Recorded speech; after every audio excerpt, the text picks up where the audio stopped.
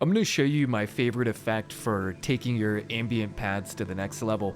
But first I want to give you a brief history lesson on how we got here. The Korg Triton is a classic synth/workstation from the late 90s.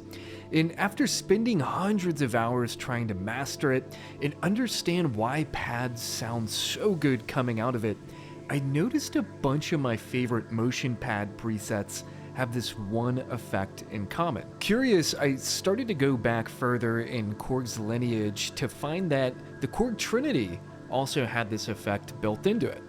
And so I went all the way back to the Korg M1 and worked my way up from the AI1 engine to the AI2 engine and finally the Access engine with the Trinity and Triton.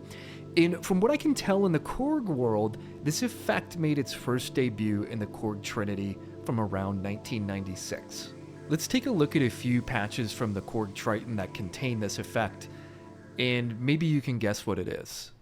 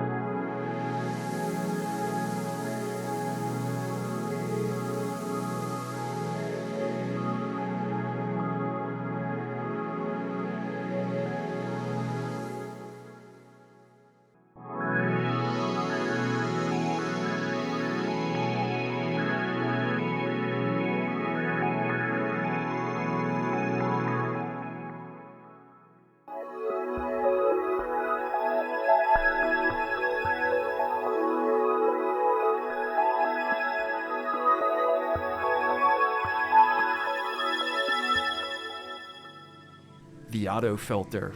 That's it. Ableton auto filter users are probably scratching their heads right now, but this effect is gracefully used within the Korg Triton to add that extra oomph to pad sounds, often resulting in what I would call a driplet or drop effect. Now, I'm not going to Google filters and regurgitate a 2-minute monologue on how filters work best based off of a Wikipedia article. Instead, I want to talk about the end result, which is the most important part. So by using an auto filter like this, what will it do to my sound? My creative description of this is an auto filter will create a hypnotizing, rhythmic effect of droplets of sound splattering around in the stereo field.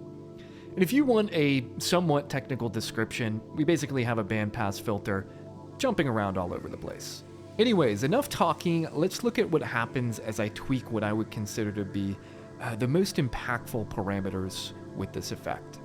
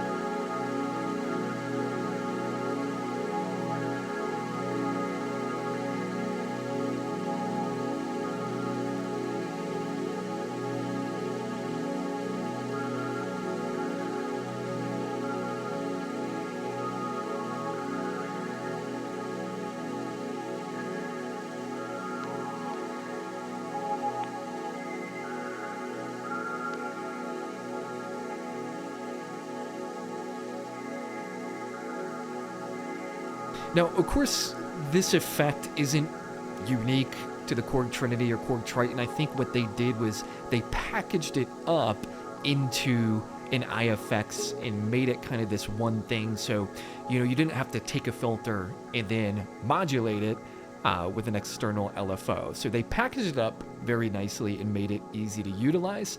And I think because of that, it kind of just became a part of the Korg Trinity, Korg Triton sound. And you could get a similar effect in any modern DAW today. Anything like Bitwig Studio, Filter Freak, or even Ableton's auto filter. Now, I think the random filter or auto filter sounds great at the start of your FX chain, feeding into other effects to amplify and further affect the output. And so let me show you a couple examples in here.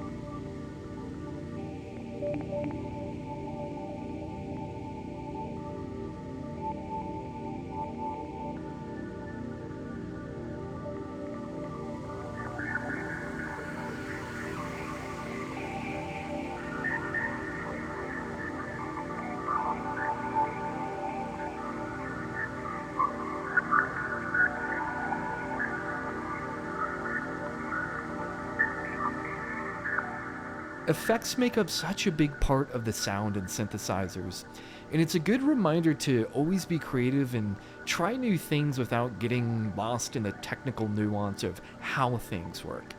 The technical nitty-gritty is interesting and it can help to have a base level understanding, but the reality is it almost doesn't really matter.